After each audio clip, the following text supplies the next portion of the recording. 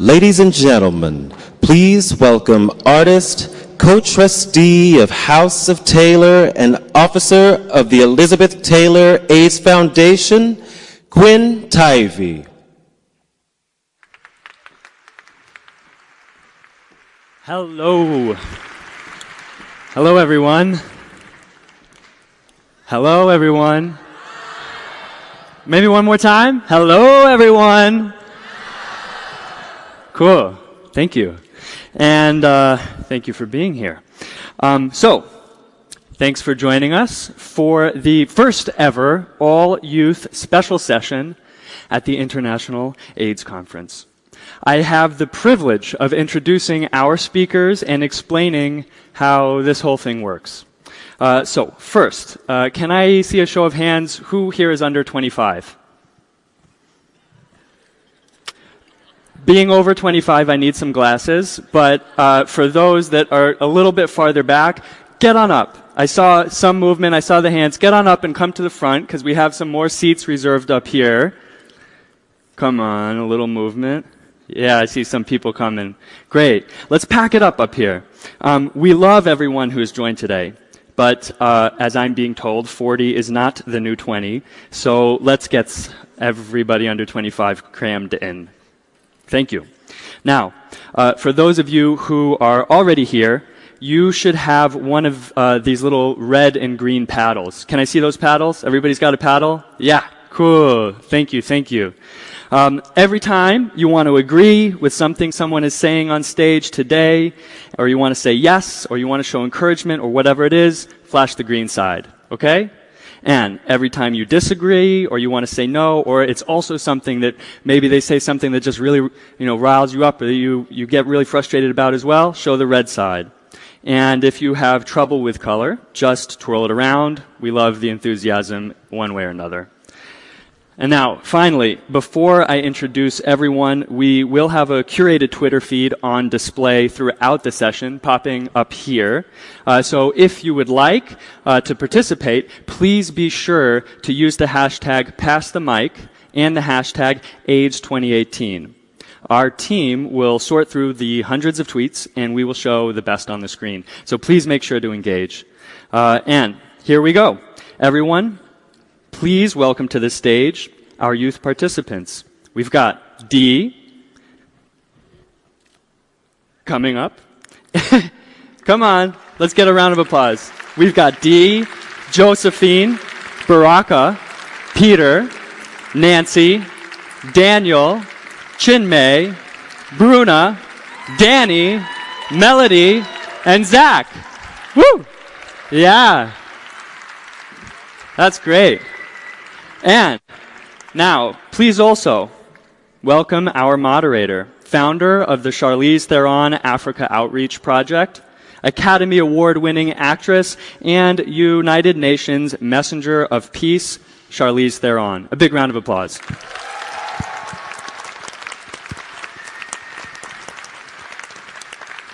Thanks, Gwen. Hello, everybody!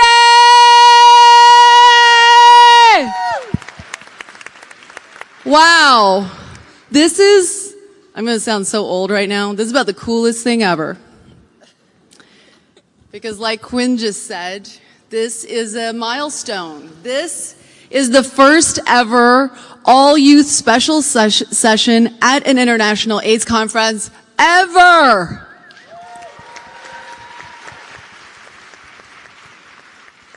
Not the last. Right, guys? All right, perfect. So I am really honored to be your moderator today. I don't know how I got the gig, but I'm very happy to be here. I always feel like my kids think I'm kind of cool when I'm hanging out with young people, so thank you for that. I'm also not going to take up any time because we have limited time today, and I really want to give our panel as much time as possible. So we're going to have a conversation about some issues facing HIV today, and they're really going to take the lead. So the first thing I'm just going to start off is, before we came here today, a large group of youth-led networks met this weekend at a youth pre-conference. And I know, Bruna, you were there. Do you want to tell us a little bit about what that experience was like? Thank you, Charlize, and good afternoon, everyone. So I'm Bruna. I'm with the Amsterdam Youth Force, and Amsterdam Youth Force with Y Plus. We've organized the youth pre-conference, as you said, with a lot of us here that were there gathering for this large meeting of young-led organizations, and it was a very nice moment to actually convene before the conference and think about what meaningful participation means to us and what we want to achieve being here and from the next steps, because we've seen that there's a lot of challenges, but we were also very clear that we are very powerful, we are very strong, we are organized more than ever, and we have many things on our side, like we have the power to reach our peers, you know how to use technology on our favor, we have a lot of good and so many strengths that we just, want to propel and put forward. And that was the moment that we convened and gathered and just strategize how we're going to do that from now on, and starting with this session right here. Wow, that sounds amazing. You touched upon a little bit there, meaningful youth participation. And I was just wondering, for some of you, what does that mean? What does it mean to have meaningful youth participation? Sure. Well, I guess it's about focusing on youth when you try to provide services for young people. So you always have to consider young people, its challenges and their fears and everything like relates to the service. So I heard during this conference that a lot of young persons struggling, for example, with opening hours of clinics because they are open during the school, so they don't have even the possibility to attend to go to a doctor. So you always should consider youth within services. Got it. And you want to touch upon something? So I would like to say that meaningful participation for me is youth are the pillars of future, and if we are not counting youth in any of the space which is provided and which is still available, and I would just like to say it is nothing for us without us. So youth should be involved in each and every platform. If there is no platform, we should create a platform to empower youth, to build their capacity, and to make them future leaders. Right, Thank you. right. Go ahead. For me, as a young people, for me, the youth engagement is a fight. A literally fight, just by one reason. I am from Ukraine, and the Eastern Europe and Central Asian region is quite different from all the other regions. And it's the only region that has failed the Millennium Goals, that has failed treatment coverage, all the services, and it's all failed. And we're sitting here and talking about the youth engagement, but at this time that those who are making decisions in our countries, they don't even know what is stigma and why should they talk to youth on HIV. So for me, Teenagizer, we became a part of national, for example, coordinating committee in Ukraine. But we literally fighted for that for 2 years. We fought for engagement to the Global Fund advocacy for money for the other teenagers. So for me, this is a fight, and I just want to make it clear how it is in countries of Eastern Europe and Central Asia. Thank you.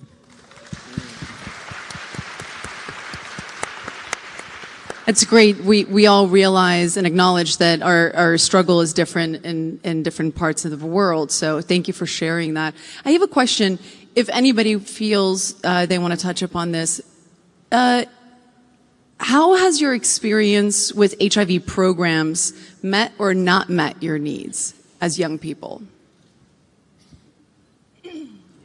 So I would little bit start with my introduction. I am Chinmay from India, and I am born with HIV. So I'm working with HIV since I was 9 years old.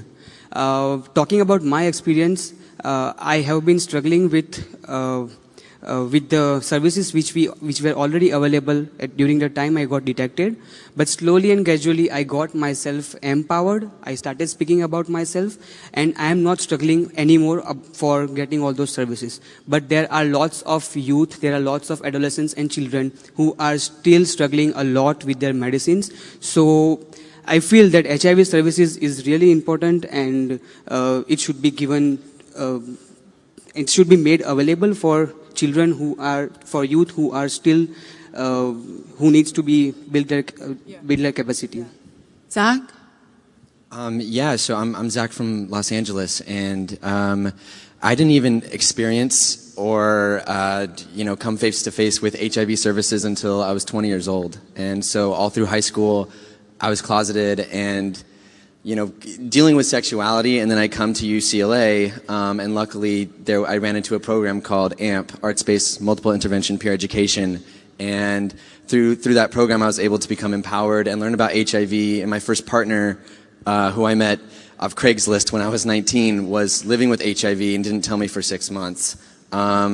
So my needs weren't met until I was a young adult. And even in a place like California, in Los Angeles, where it's liberal, and from the outside perspective, it seems like there's like a lot of robust, programming there. There's still a lot of young people getting left behind. And I really wanted to jump back to the first question, just because I feel like there are so many components to meaningful youth participation, and in particular, I think young people need to be in a decision-making capacity and not just in an advisory role. I think young people need to have access to independent resources to implement our own programs and projects. I think young people... I also think young people should be able to hold veto powers on youth-oriented projects proposed by non-youth program creators. I'm thankful that this panel is really diverse.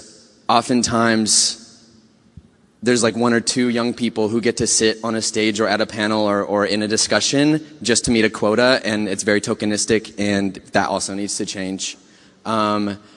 And one of my last points for that first question that I wanted to bring up is that young people need to be promoted to director level positions and given more salary-based options and not just hourly. So I notice a lot of green paddles. Let me see. Are you guys agreeing with all of that?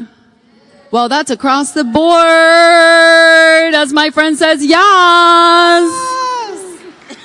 I know. I'm cool. I told you guys.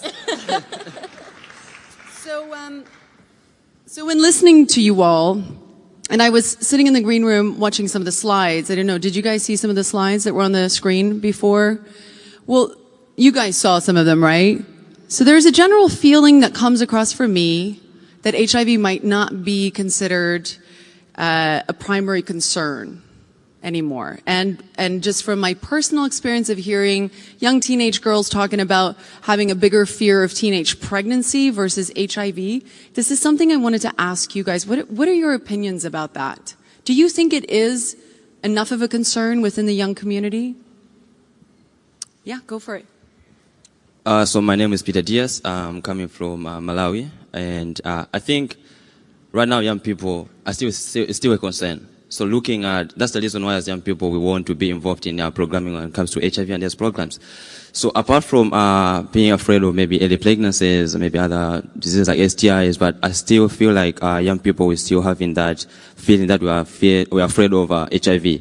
And that's the reason why today we are trying to others that we should have that equal opportunity when it comes to programming around HIV and AIDS programs. Maybe just to add again on the first question, I feel like young people to be participating in the programming should all go to all the stages. So starting from maybe identifying a problem or identifying an opportunity in programming, designing the programs, we should all include it. Because as we always say, there's nothing for us as the young people if the young people are not involved. That means they're designing their own programs not for us as the young people. So I feel like the challenge is still there. We're still afraid of HIV, and that's the reason why we're crying out today that we should be involved in the HIV programming.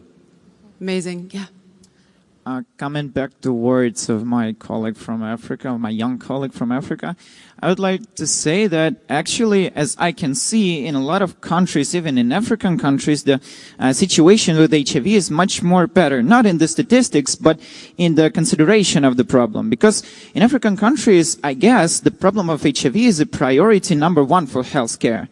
But if we look back to Ukraine, sorry, I don't want to be a drama queen, but I really need to share the situation in our countries. And we have a cases from my colleague, which will be a plenary speaker. When she was at school, she's HIV positive.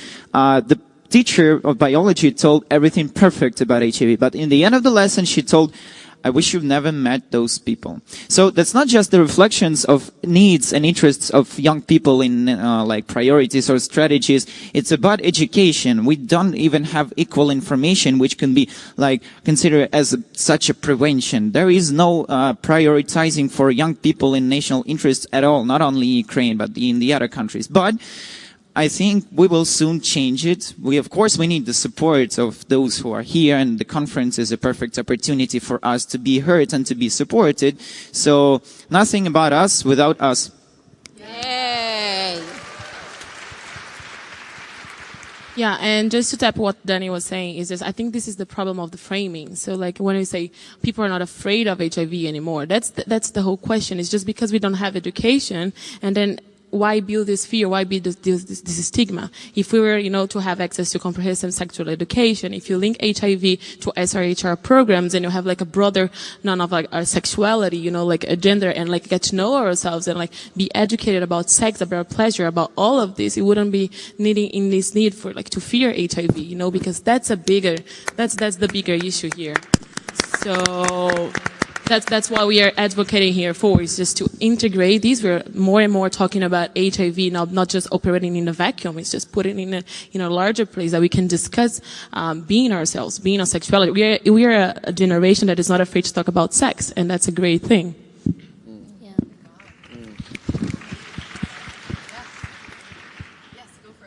All right, my name is Dee from Lesotho, and I'll just like to add up on what they said, because those were very great points. We really need to broaden up on the information and the education on HIV, because really now, HIV is not really an issue. And I loved what my foundation ambassador said yesterday, Jay Glazer, like, how many of you guys take pills every day for a living? Needless the HIV pills, needless, but how many of you guys take pills every day? We all have those people who take vitamins every day to survive. We all have those people who have hypertension and all the stuff. And really, with taking HIV medication should be a problem. And like Daniel said, nothing without youth for youth. Thank you. Yeah.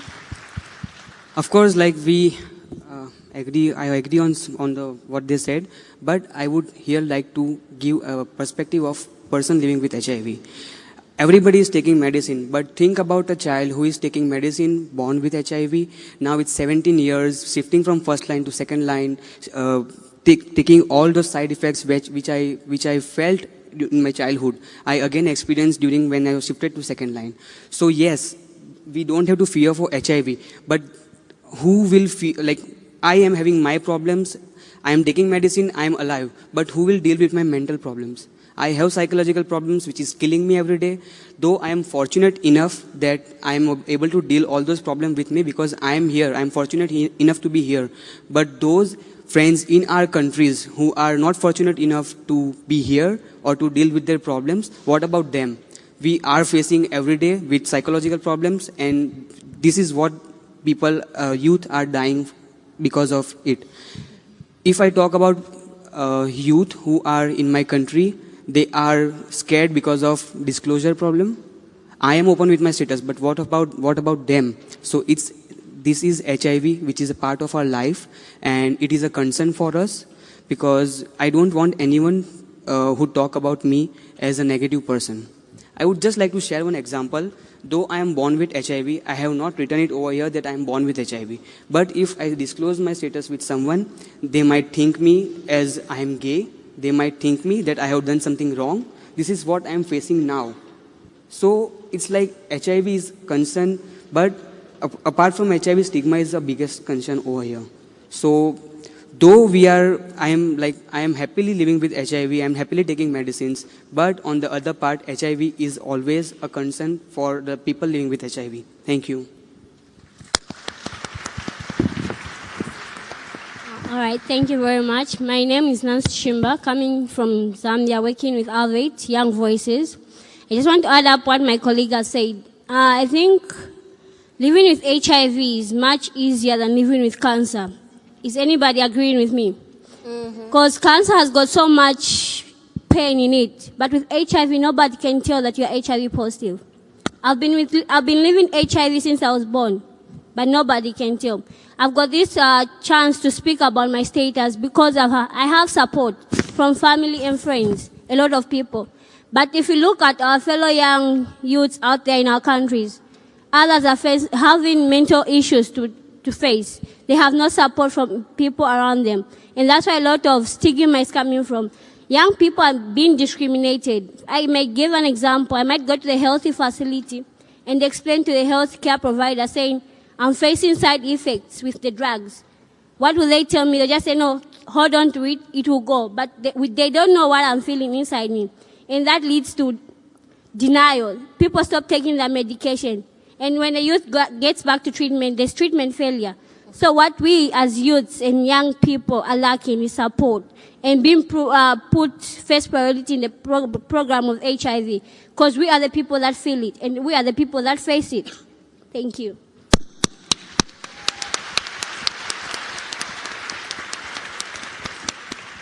Thank you so much. To add on that, my name is Josephine. I think when you look at the past and where we are, that's what brings up people to think it is not yet a priority or it is not a primary thing. But I want to let you know that HIV is still a primary issue, especially in sub-Saharan Africa. It is still primary. If we still have people dying because of AIDS-related death, if we still have babies being born with HIV, if we still have people failing on medication, if we still have people that cannot access medication, then there is no way you're going to tell me that it is not primary. And if we do not think that it is not primary, then we will not even achieve the goals that we want to achieve in the future. HIV is still primary. And to go back to the second question, I'm lucky that I was born HIV positive, but then I grew up in psychosocial support groups. And that met my needs physically, emotionally, and psychologically. I thank God for that.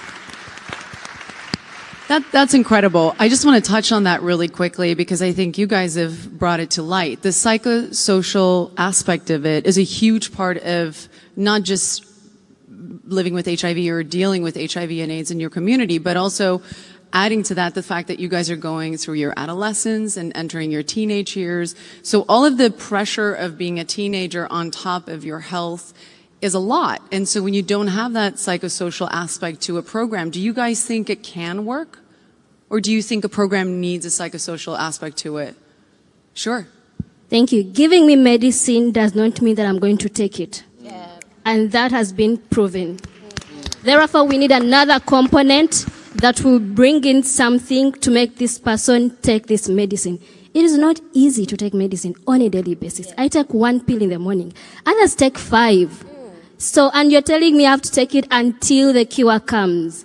For heaven's sake, I need something else that will make me feel like I'm family, I'm part of them, and okay, however much I have this, I can still take this medicine and move on. We need that hope, and that hope can only be gotten in family support groups or in psychosocial support groups. Thank you. As my colleague has said, I myself was once under denial because I lacked support from friends. Once friends found out that I was HIV positive, they all ran away from me. Why? Because they had no information about HIV.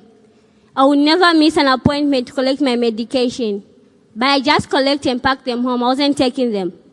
But once I got to have that support I really needed upon my life, I now understood saying, no matter how I may try not to take medication, the HIV still lives in me. And it's up to me to take it and live a healthy life. And one thing as HIV adolescents and youths would love, not to be treated so special, as if they are different from any other human being. We're all human, one human being, and we can all achieve the same things. Nothing is special about someone who's got HIV in life. Let's check in with the audience. Do you guys agree with that? What do you think? Wow. As Oprah would say, we're having aha moments by all of you. Everybody's just feeling it. Does anybody else have something to say about that? Go for it. So as we are just talking about psychological aspects, I would like to focus one thing which I observed in India back. We are having a group of 100 children, those who are born with HIV. I'm not talking about who acquired after their birth, but the children who are born with HIV and now are into their adolescent or young age, they feel psychologically that their parents are the main cause of ruining their life because of they have to deal with HIV. So here this thought in mind is really serious, just because no one is just getting up and saying that, come on, give me HIV, I would love to take HIV. But this thought, when a child thinks that he might be also going through suicidal tendencies, depression and other things which are not at all addressed in our program, we just think of counseling, but we are lacking behind from quality counseling, which is really necessary for a youth who is living with HIV, so which we need to work on really hard for. Thank you. Thank you. Well, about the psychosocial support. Well, I lost my father when I was 8 because of AIDS, and like the mind situation is like it's very common for all the teenagers, because most of them were born in the end of the 90s and their parents were infected, and they live with one or without parents at all. And we have the occupied territory, and the teenagers are moving from there without parents. And there still, in 2014, the programs which were supported by the Global Fund for Teenagers, were over.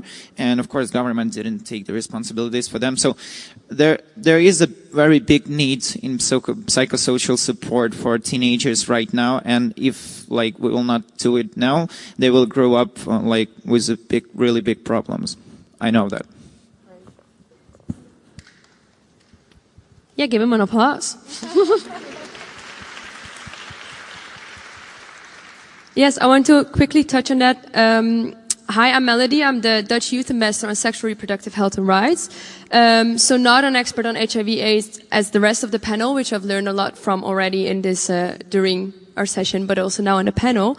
But what I also hear, and I think to come back to your question, why maybe people are more afraid or more focused on teenage pregnancy or other issues, other barriers other than HIV/AIDS, is maybe because we're not using an entirely integrated approach. So when it comes to sexuality, and Peter also, but different of the panel touched upon it, we need sexuality education and health promotion, but to be integrated and not being reactive. So when you're HIV positive, you'll come to a service and you'll get the services. We need to reach the people that are not positive yet.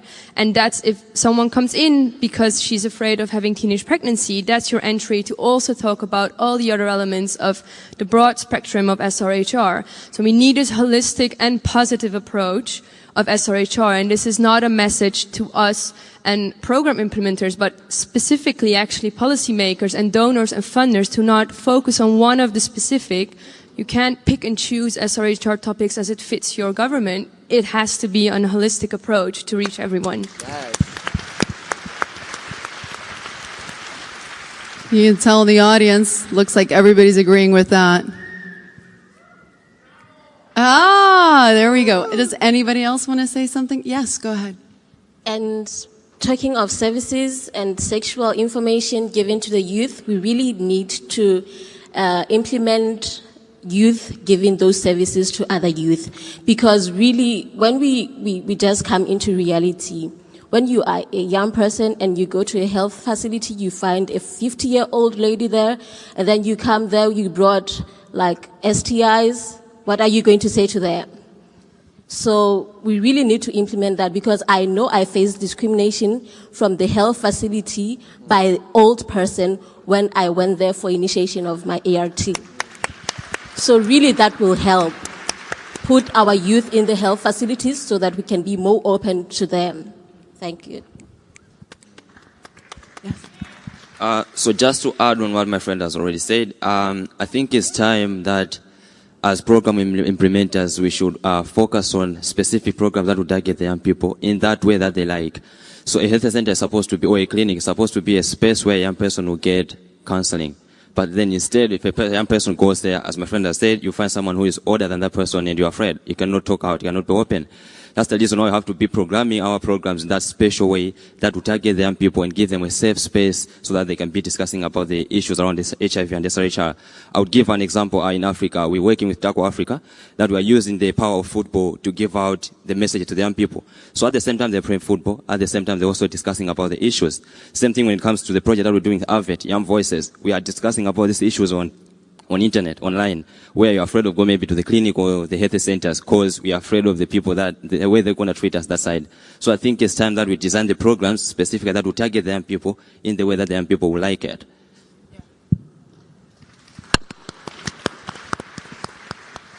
Yeah, I want to echo what everyone's saying. I think we're all touching on it like so beautifully. I think, you know, HIV and any issue in particular, if you're approaching it, it's more than HIV. It's more than just about HIV. It's about our lives. So you need to touch on these other intersections of our lives. And like, you know, my friend on the panel was saying that that if someone's coming in for pregnancy or abortion, it's an entry point. And so we need to find what these other entry points are. And in particular, you know, what Dee also just said is we need peer-based support, we need faith-based support, we need sexual support, we need financial support, we need interpersonal support for dating and relationships.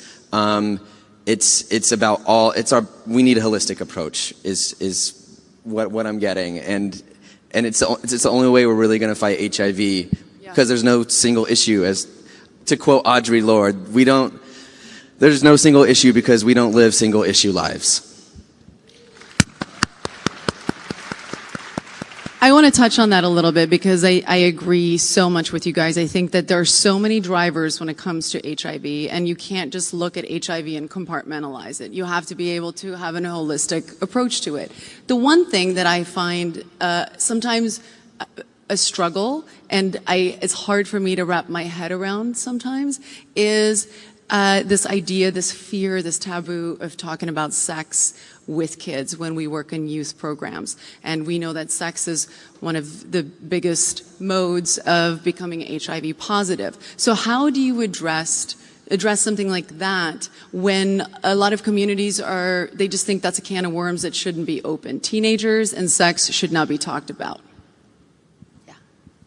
Okay, even if parents or any elder person don't talk about sex with the young people, but the fact that we should know that young people are indulging in sex. No matter how far you try to hide it, they're still indulging themselves in sex. So the best that we can do is talk to them about sex. Talk to them about safer sex. Talk to them about condom use. And also talk to them, you know, we're all human beings. We're born with that sexual feeling in our bodies. And there's no way we can deny it. So the best way is have youth-friendly spaces for young people so that they feel free to talk about sex to themselves. And also have a young adolescent peer that is also there to educate them about sexual feelings, how to keep themselves safe.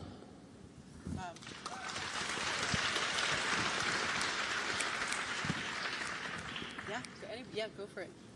Yeah, so of course I agree with what my friend said, but here the sexual education with kids should be included in school, in the curriculums, but not only for children, also for parents, that what will be the benefits of sexual education when it is given to a child, and what are the risks if a child is not aware about the sexual education, and how we can prevent our child from keeping away from risk.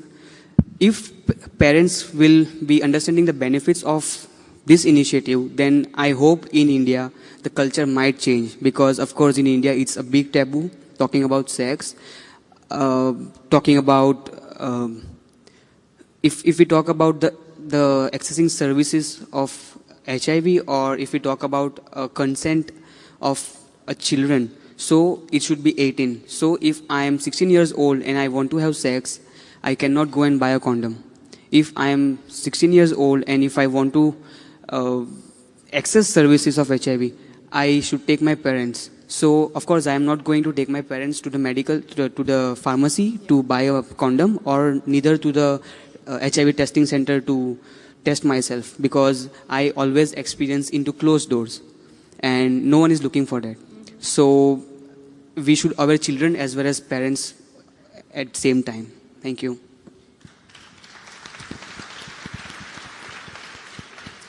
I think, I mean, what we heard, those are very good interventions to, like you said, the school-based approach, but also addressing parents, what is often, I think, not the first thing that we do. We start with the children. But I think we need very parallel kind of interventions going on. So you need to address the children, you need to address the parents so that they don't go home and be judged because they raise questions back home. Also the teachers, but also I think the main important thing is to make sure that the people that are not now on board on and think that sexuality education might promote sex, to make them aware of how it actually promotes low-risk behavior, young people to negotiate their own barriers and to take choices that are better for them.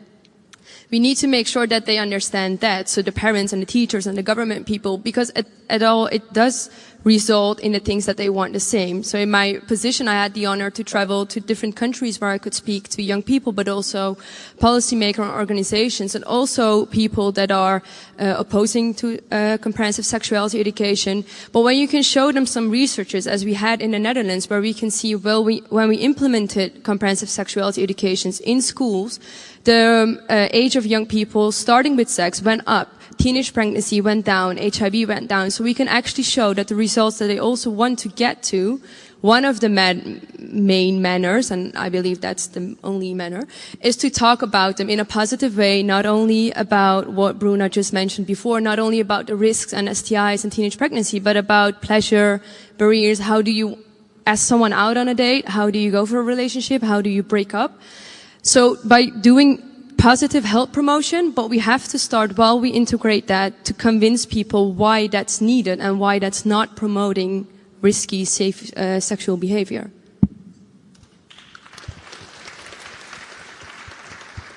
I have a story. Well, Teenager provides the trainings, peer trainings on HIV and some of STIs in schools. And I remember I went to the class where the classmates were like 15 or 16 years old, and I just showed them the condom, and they were laughing naturally for 20 minutes.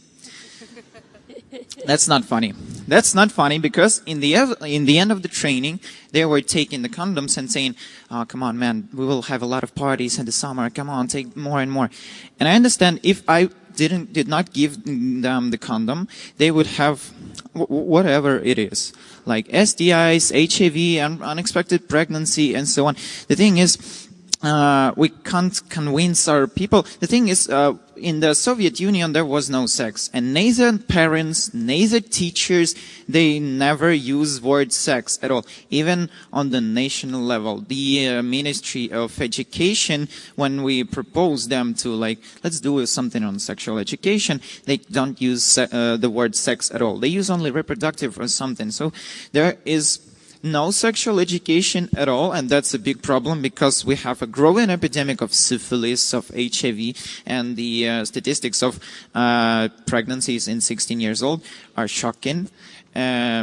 So something like that. But we need to change it, and we already have some changes. We created the online course, which is popular for teenagers, and it is, like you said, that was very important. It is in a positive key. It's saying about the pleasure, the gender rights, and self, you know what I mean. So yeah, I was going to actually ask about that. How do you guys feel that the sex education is diverse enough, or does it just tend to be heterosexual relationship sex, or do you feel like the education part of sex education covers the variety of relationships that young people might find themselves in?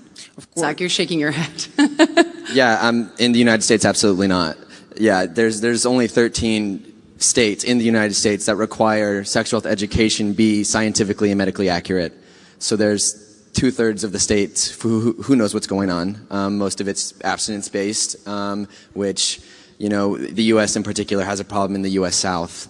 And if you look at a map, I've seen like heat maps of like where the HIV epidemic is concentrated, mostly in big cities in the U.S. South. I've also seen a heat map of where abstinence-based only education is implemented, and it's mostly in the U.S. South. And it's like, that's not a coincidence.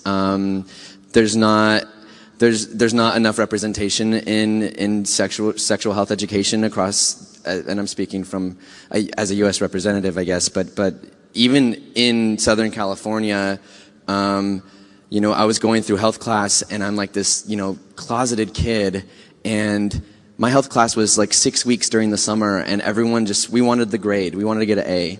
And so we were all copying answers out of the back of the book. I didn't learn anything. So when my first partner told me he had HIV, I was scared shitless. I was like, what does that mean? I have no idea. Like, I had to go, luckily I had a primary provider who was so empathetic and also queer, like randomly, and like gave me the reassurance that I was going to be fine. And I know that's not everyone's experience. It was a very privileged experience. And I'm sorry, I don't want to take up too much space, but yeah, no, there's not enough going on for comprehensive sex ed in the United States and around the world. We need it to be more robust. We need it to be more inclusive of sexuality. We need it to be empathy fueled, sexually pleasure focused. Like, we need it to be pleasure focused as well. We want to learn about our bodies and what works for us and what doesn't, and we need to have the interpersonal components. That way we can know about dating and relationships and how to break up and do all those things. We need the wraparound services. Otherwise, we're not going to see a decrease in HIV infections.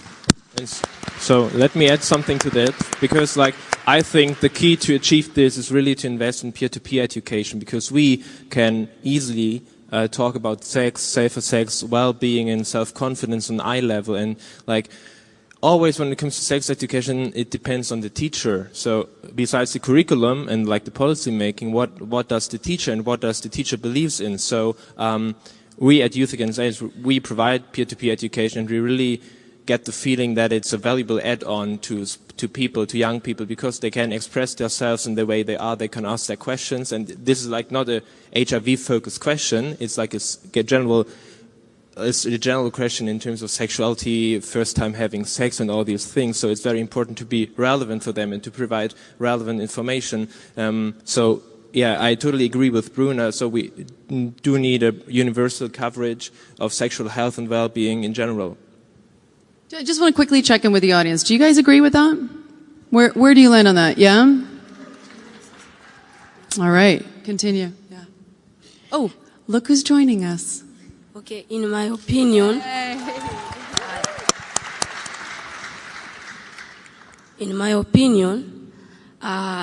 in African, especially in African society, still we want enough education concern about the sexual issues, because many African people, they didn't have an experience concern about the sexual issues.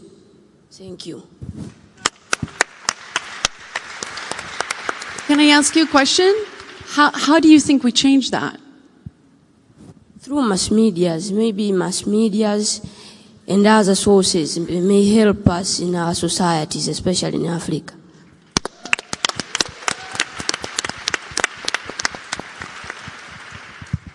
Yeah, go for it. So tapping into all of that, and then going back to meaningful youth participation too, I think that we talked about intersectionality, but also know that it's not tolerance. I don't like this word. It's about diversity and meaningful inclusion, in the sense that, just briefly, I'm a feminist, and not only in my activism, but also in my scholarship. So feminist scholarship tells us that we have to understand our positionality and our epistemology. So we are here in a place that we are all privileged. So we have to come here in a place that we understand those who have been invisibilized and voices that for centuries have been, like long gone. So, when we're talking about all of that, and in sex ed and including youth, like in political spaces and decision making and all of that, we have to make sure that it's not racist, it's not, there's no discrimination to any queer, because even like the LGBTQ movement, when you put people in so many boxes and letters, you're just limiting all the spectrum of queerness and everything that it's there. So the thing of, So the approach here and the importance of peer-to-peer service and approach of this cycle, and support groups of youth, it's basically that, because we understand each other. So it's just the face of not having, white men in suits dictating us, because they're not come from this. So that's basically it's just having meaningful inclusion, participation, but diversity also, not leaving anyone behind. I want to just really quickly include, since we have a live Twitter feed here, I've noticed you guys have been looking back, and I'm just wondering, have you seen anything up there that has sparked something for you, conversation-wise? Yeah. I saw a question, it was a while ago. What are, so I'm also asking to the other ones, what are kind of the success stories of meeting NYP when it comes to HIV, and what are stories that we think like, maybe not do that if you want to have meaningful youth? I definitely want to know that, because I think we don't ask you guys enough. What should we stop doing? If I can say one example myself, and you already said a bit about Teenagizer, for example, what we heard now peer-to-peer, and we heard different opinions about what youth-friendly service is, but to just make sure that we are just talking about our own references and the people we spoke to, but I can't represent for all young people, especially as you said, you have always these different boxes, but then you have the young people. But we tick all those other boxes as well to make sure that if you are making services for young people, consult those young people and ask them what youth-friendly is to them, not only to us as a panel or to one of the success stories that you've heard in another country or another region, but to make sure that you consult your own young people to make sure it's youth-friendly. And I think things that we've seen, Teenagizers uses media for advocacy and engages young people in that. You have Taya in Ethiopia, where they actually have a review panel within the Ministry of Health, and they can review policies made by the government. Exactly what you said, not only to have an advisory role, but to actually have decision-making power. And my position itself, it advocated for by the Dutch-led NGO Choice for Youth and Sexuality, that mobilizes young people with tools and mobilize them in international advocacy places, but also develop different tools on how do you engage young people meaningfully. And the call to action that Bruna said is actually based on those principles of called flower of participation. Come talk to me if you want to know more about that. I won't take too much space now. But those are examples that I can share of actual meaningful youth participation. Thank you. So the call for action for me is like simple. I said that we were fighting for like 2 years to get to the national level in Ukraine, and we actually did a lot. And coming back to a course of sexual, we will also fight soon with the conservatives, with those who deny HIV and so on, to implement it at schools. And this is my call to action, that teenagers, if you all can hear me, teenagers are ready to fight for their rights. Teenagers are ready to engage, and we want you to engage us. And like we brought here with Amsterdam Youth Force together, we really did a lot here. A lot of my colleagues from Ukraine, it's the first time in history when, for example, young colleagues sitting in the in the coordinating committee of this conference, and we brought here Ukrainian volunteers, a big quantity. So, and thank you. And I think all the Ukrainian delegation, we would like to share that we are happy to be here. And Charlize, we would like to invite you to Ukraine. Will you come to us? I'm there. You don't need to twist my arm. All right. Yeah, I'll be there. Sure. Yeah. Perfect. Oh, no, I was just snapping. Oh, yes. Sorry. Thank you. Yes, go ahead. So, like, if we are talking about inclusion of youth, of course, people who, like, I would shift a little bit, just because we should first think that our voices should be heard, and each and every person, each and every youth who is struggling with their life to build their capacity should be taken into account. So if I'm talking about India, there are lots of youth who are struggling with talking with me as an individual, that of course I am living with HIV, I am there to listen him, but he is afraid of talking with me just because he will think that his status might be open. So of course, like, there are really good initiatives which we are talking about, but how we indulge those youth into our program, how we bring them with us so that they can, empower themselves, they can talk about their problems. So here we are lacking behind. Those who are left behind are always left behind because they are not that strong enough that we are. So we should think about who are left behind, who are not able to bring them up, and how we can bring them up is the main challenge which we should think further for youth as we are into International AIDS Conference. And I guess if they are with us in future, then that will be our success. Yeah. Thank you. Yeah, totally. I want to take a quick moment because we asked our youth panelists if there was any key leaders in the HIV world that they would like to hear from, and somebody that kept being mentioned, and we're very happy to be joined by, is Ambassador Deborah Birx. And I know she's here in the audience today. She's U.S. Global AIDS Coordinator and U.S. Special Representative for Global Health Diplomacy. And Deborah, thank you for being here with us today. Where are you? You're here. There you are. I'm with the young people. Hi. They let me sit here with them for a moment. So what are you feeling down there? Are you feeling a certain energy?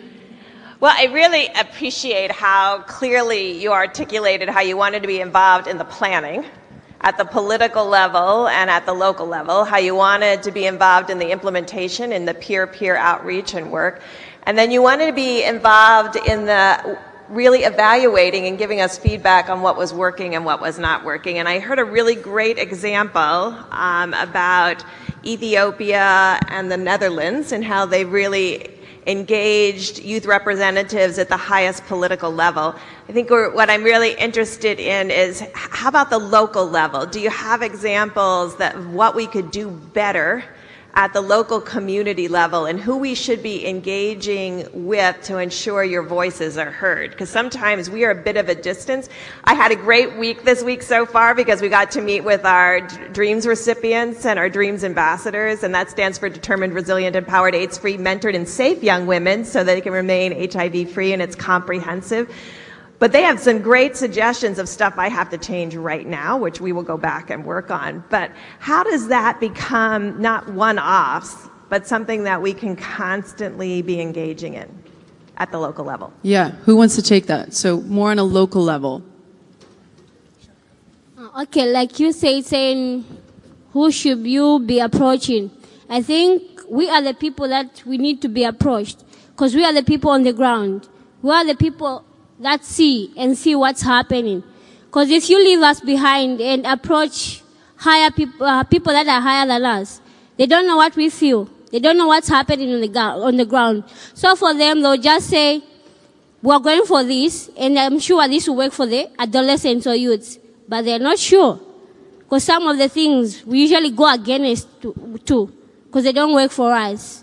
We as youths, we as adolescents really know and feel what we really need in our lives.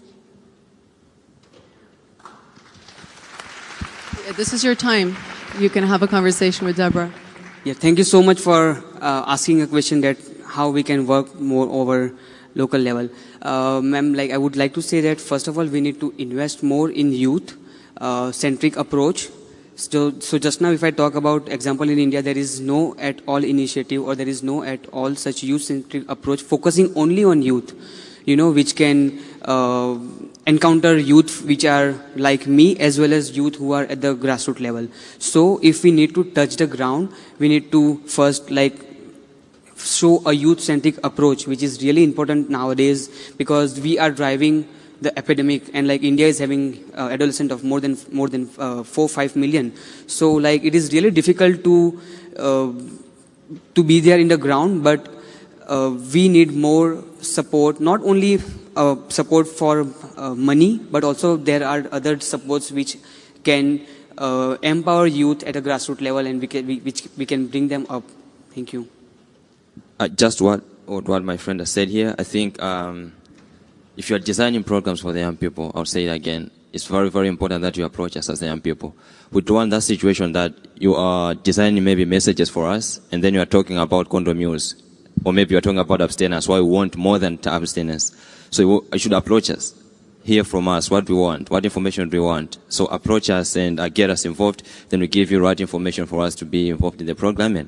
So you end up maybe say, as the adults, we don't want our young people to have sex before marriage, but then on the ground you're having sex. So honestly, if you say, let's tell them to be abstaining, and then we want messages more than abstinence. We want to be talking about condoms. We want to be talking about safe sex. So I think it's very, very important at the local level, you should involve us as the young people. You should approach us, and we should give you the right information. Thank you.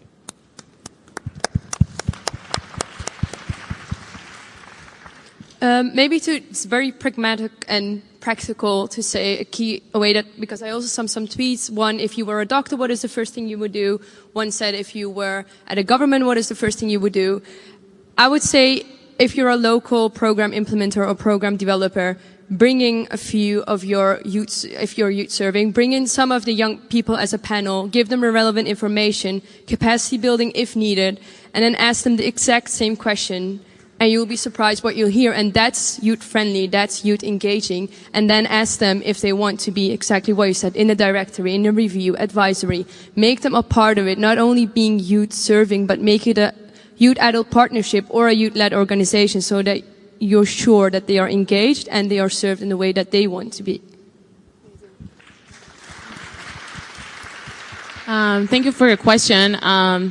I think we could give plenty of examples of local level, but I would like to invite you to come to the youth village and meet all of us, because we are all come from youth-led organizations, and we came here with little to none funding, and we're still succeeding. And we are the examples of how we're succeeding, and we are convening here. So if you come to the youth village, the Amsterdam Youth Force, with all of our partners have worked so hard to build it. That is a huge space. It's the largest youth mobilization here. So talking about what we need in the future, or, in meaningful youth participation, is this: we got this space here now, and we need from you guys to not, push us back. So it's just to enlarge and make it bigger and give us more, because we are doing this already.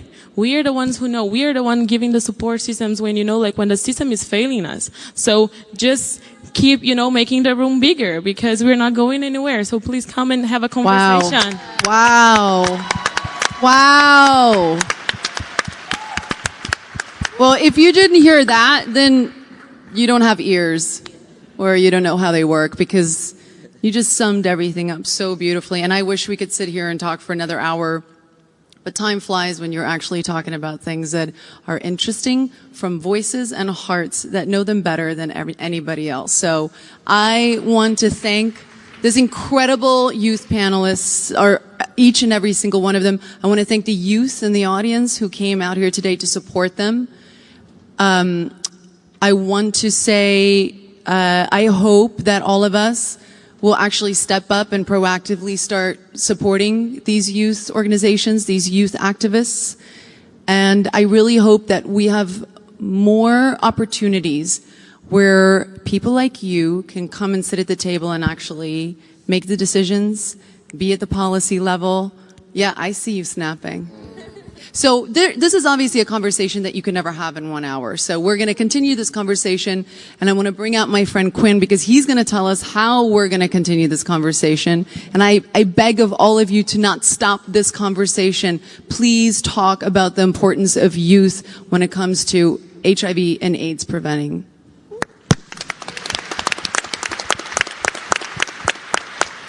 Quinn! That was awesome.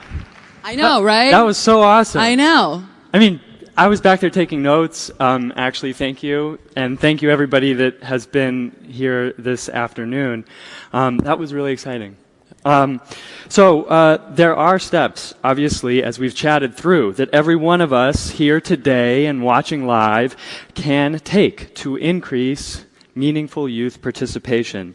Today was a great example of that, but we've got to make sure to not only listen, because it doesn't end here, it starts here. We have to act on what we've heard, and we have to work with the people that are saying it. So we need to work to create and sustain systems that include youth and that serve youth. So let's commit to institutionalizing these systems, and above all, let's again make sure that we listen and we act and we work with the people that are the next generation. And for everybody that's already sitting here and that has already grabbed their seat, that is so awesome. Hold on to it. And for those of you out there, make sure to keep doing the work you're doing and grab your seat at the table. Make the room bigger if you have to, and make sure to stay involved. Now, a few thank yous as we close out the session. First of all, thank you, Charlize. Gosh, and also, so welcome. Thank you, guys. And also, of course, thank you, Ambassador Burks. And thank you to all of our, once again, thank you to all of our youth participants. Big round of applause.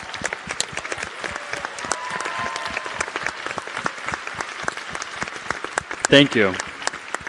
Now, I'd also like to give special recognition to a number of behind-the-scenes partners who put exceptional work into this session. So thank you to the Charlize Theron Africa Outreach Project. Yeah. Also the Elizabeth Glaser Pediatric AIDS Foundation. Yeah. The Amsterdam Youth Force. And, yeah. Woo! And Teenergizer. Come on. Yeah. And on behalf of myself and my team with the Elizabeth Taylor AIDS Foundation, I would like to also thank the International AIDS Society for their close collaboration and partnership with us in making sure that this happened.